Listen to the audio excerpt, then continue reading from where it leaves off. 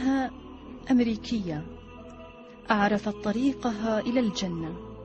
سناء اعتنقت الإسلام في صباها بعد أن كانت ديانتها مسيحية، لكنها كلما تعرفت إلى الإسلام كلما أدركت أنها كانت مسلمة بالفطرة منذ الصغر.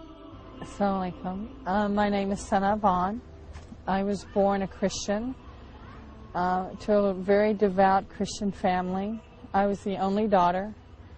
And subhanAllah,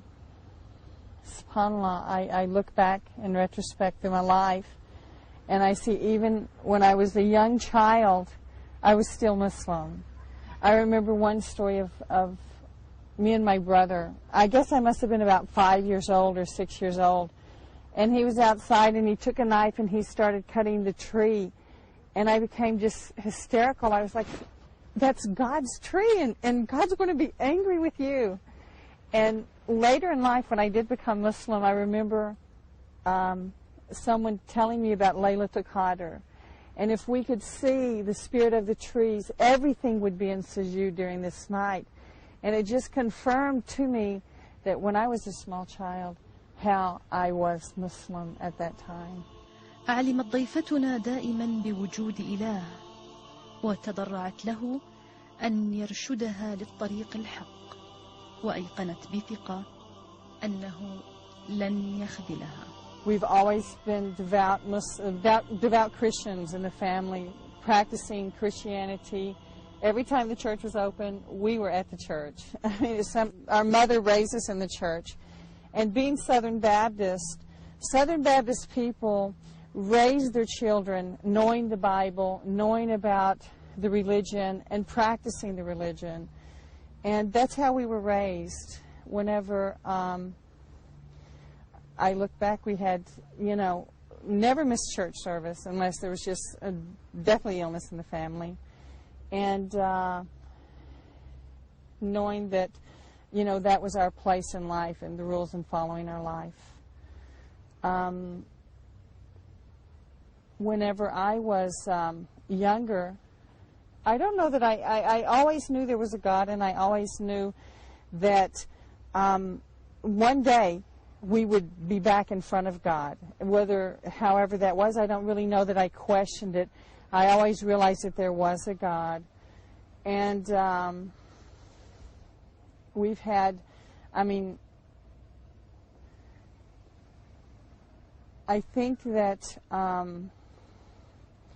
for me, my first steps, the first time I ever saw a Muslim, well, I had seen Muslims before, but I never thought about them. I had finished my bachelor's degree and had transferred to a different university to do my master's. And my first day of school, I heard something outside the window. And whenever I got up and walked to the window to see what was happening, there was a man outside, and he started making the adhan for prayer. And I sat and I watched him. It was in January. And he had his sleeves rolled up and his pants legs rolled up. And it was cold. It was cold. It was January. This was Oklahoma. And I thought to myself, my God, he's got to be cold out there. And then all of these other people started coming. And they started lining up behind him. And there was just line after line of people. And when I watched them, I thought to myself, I think they worship their God in the right way. They're worshiping God, And so I went and I sat back down at my seat. And as I sat at my seat, I kept thinking, I wonder what was going through their mind. I would see them bend, I would see them get down on the ground, and I would think, what are they doing in each portion of their prayer? Well, one of these men came into my lab class, and I went and I walked up to him and I said, what were you doing out there? And he said, I was praying. I said, well, who are you praying to? He said, I was praying to Allah. I said, who's Allah? He said, Allah, the creator of the heavens and the earth, God, And I was like, okay. I think I was satisfied because I didn't want him to think I wanted to be a Muslim, because I didn't want to be a Muslim. When you think of where I came from and the Southern Baptist roots and the prejudice of the South, and I just knew it was something different. But anyway, I thanked him for his information. I just went and sat down.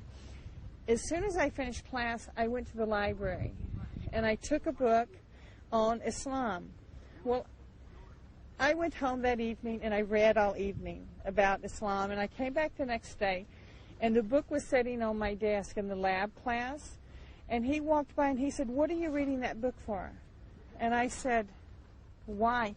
He said, "If you're going to read a book on Islam, read a good book, one that's written by a Muslim, not written by John Smith, or read one by Muhammad Abdullah, or something that you know that would be an accurate information and without bias." And I said, "Yeah, okay." Anyway, the next day, he brought some books to my cubicle, and I read them. And I still didn't want to be Muslim. You know, I was still adamant, but I was still so curious about what Islam was. I had that hunger for it. So I kept reading, and I kept reading. And I found a woman who worked there at the university who was a closet Muslim.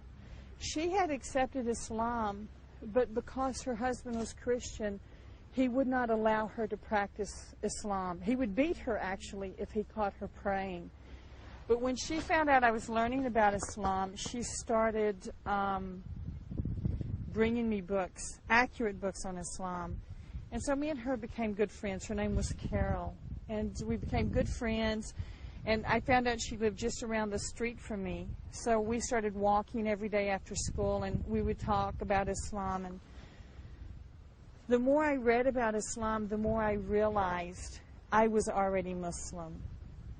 I still did not want to become Muslim because I still had the Christian concept of belief is enough. If I just believe something, it's going to be enough for me. I don't have to practice it. I don't have to do whatever. But, of course, the more you learn about Islam, the more you realize that you are responsible for your actions. And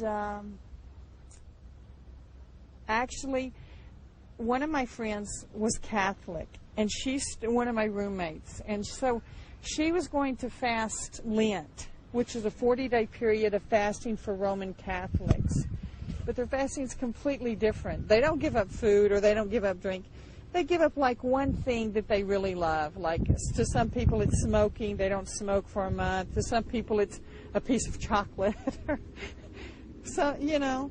But, so anyway, during that time I said, okay, I'll give up Diet Coke. I'll fast with you, the Diet Coke thing. But I was still looking into Islam. And I think it was during that period of time I became more spiritual, and I really was looking for the roots to Islam.